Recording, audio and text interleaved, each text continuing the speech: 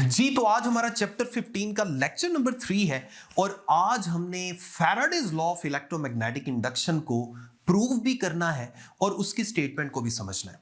सबसे पहले मैं आपको बता दूं कि जो लास्ट टाइम हमने मोशनल ईएमएफ का टॉपिक पढ़ा था ना, आज फैराडेज लॉ की डेरिवेशन में भी सेम वही डायग्राम हम यूज करेंगे।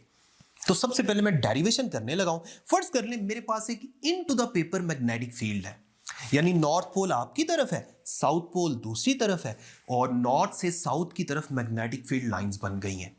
अब हम ऐसा करते हैं, दो रॉड्स यानी दो कंडक्टिंग रेल्स जो है ना, उनको हम कंसीडर कर लेते हैं। एक ऊपर आपको नजर आ रही है और एक नीचे नजर आ रही है, और इनके दरमियान हम एक रॉड रख लेते हैं, मूवेबल रॉड, और इस रॉड की लेंथ को मैं कैपिटल एल का नाम दे देता हूं। इसी तरह मैंने दोनों रेल्स को दूसरी तरफ से गल्वानोमीटर की मदद से कनेक्ट कर दिए। अब ये सेम वैसा ही सर्किट बन गया जो हमने पहले पढ़ा था।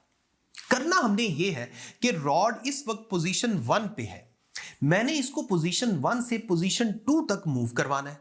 इसकी कोई ना कोई वेलोसिटी भी है, फर्ज कर लें इसकी वेलोसिटी को v का नाम दे देते हैं।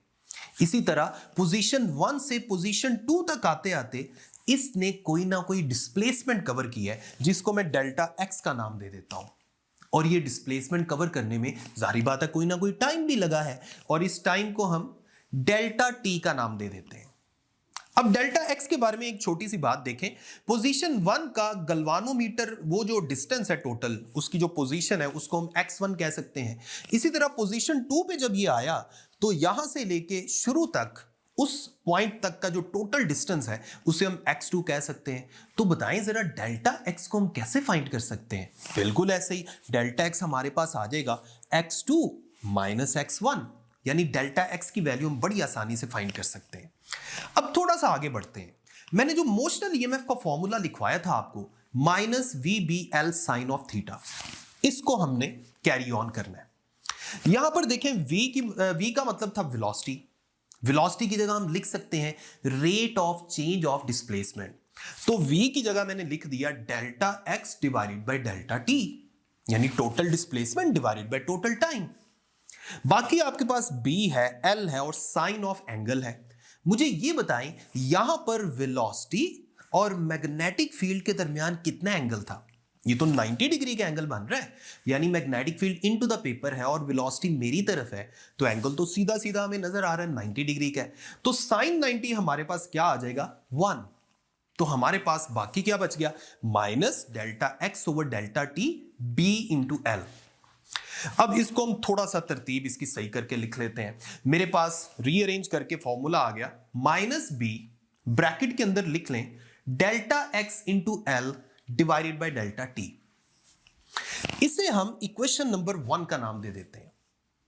अब जरा गौर से देखें, ये जो लूप हमें नजर आ रहा था, पोजीशन 1 पे जब रॉड था तो लूप का एरिया थोड़ा था, उसको फर्ज कर ले मैं A1 का नाम दे देता हूं। और जब रॉड पोजीशन 2 पे आया तो लूप का एरिया ज्यादा हो गया था। इस पूरे एरिया को अगर मैं A2 का नाम दे दूं तो चेंज इन एरिया वाला रीजन कौन सा है? देखें, फाइनल एरिया जो बड़ा एरिया था लूप का, उसमें से इनिशियल एरिया को माइनस करें तो इस वक्त जो आपको शेडेड रीजन नजर आ रहा है ना, इसे ही हम चेंज इन एरिया कह सकते हैं, यानी डेल्टा ए। अब जरा गौर करें, ये तो हमें एक रेक्टेंगल नजर आ रही है और इस रेक्टेंगल का एरिया क्या होगा? Length into width. तो आपके पास area of this shaded region आ जाएगा, जिसे मैं चेंज इन एरिया यानी डेल्टा ए कह रहा हूं। लेंथ इंटू विड्थ, लेंथ की जगह एल आ गया और विड्थ की जगह डेल्टा एक्स आ गया। इसका मतलब है इक्वेशन नंबर 1 में delta x multiplied by L की जगह मैं डेल्टा ए भी लिख सकता हूं। तो मेरे पास एक नई इक्वेशन बन गई, minus B delta A divided by delta T. इसे हम इक्वेशन नंबर 2 कह देते हैं। अब हम बात करते हैं मैग्नेटिक फ्लक्स की। जरा गौर करें, वही पुराना फॉर्मूला जो हमने काफी अरसा पहले पढ़ा था। मैग्नेटिक फ्लक्स यानी phi B is equal to B dot A, और इसको अगर मैं ओपन करके लिखूं तो मेरे पास बनेगा B A cos of angle. पहले चूंकि एक एंगल को मैंने थीटा का नाम दे दिया है तो इस एंगल को फाई का नाम दे दें। अब ये एंगल किस किस के दरमियान है? ये है magnetic field and vector area के दरमियान। बताएं यहां वेक्टर एरिया क्या है, जरा गौर कीजिएगा। देखें लूप इस तरह का था, ये जो सीधा आपको लूप नजर आ रहा था। वेक्टर एरिया तो हमेशा 90 के एंगल पे होता है, तो इस लूप के 90 के एंगल पे अगर मैं देखूं तो vector area into the paper बन रहा है और मैग्नेटिक फील्ड भी इनटू द पेपर है। दोनों में कितना एंगल हो गया? 0 का। यानी यहां पर फाई की जगह मैं 0 पुट कर सकता हूं। तो फिर cos 0 क्या होता है? मैक्सिमम, यानी 1। तो आपके पास इस वक्त जो मैग्नेटिक फ्लक्स का फॉर्मूला है ना, वो मैक्सिमम मैग्नेटिक फ्लक्स दे रहा है, which is equal to B into A. अब इससे पहले मैं ये तो बता चुका हूं कि जब हम रॉड को मूव कर रहे थे तो असल में हम एरिया को चेंज कर रहे थे। यानी मैग्नेटिक फ्लक्स में जो तब्दीली आ रही है ना, वो एरिया के चेंज होने की वजह से आ रही है। यानी अगर मैं इस फॉर्मूला में ए की जगह डेल्टा ए लिखता हूं तो फाई बी की जगह डेल्टा फाई बी लिखना पड़ेगा। तो इसका मतलब है मैं delta phi B is equal to B into delta A लिख सकता हूं। अब आप गौर करें, ऊपर वाली जो इक्वेशन थी उसमें आप ये वैल्यू पुट कर दें। b इंटू डेल्टा ए की जगह हम पुट कर देते हैं डेल्टा फाई बी। अब हमारे पास इंड्यूस्ड ईएमएफ का सादा तरीन फॉर्मूला आ गया है, that is minus delta phi B divided by delta T. यही है Faraday's law of electromagnetic induction की मैथमेटिकल फॉर्म।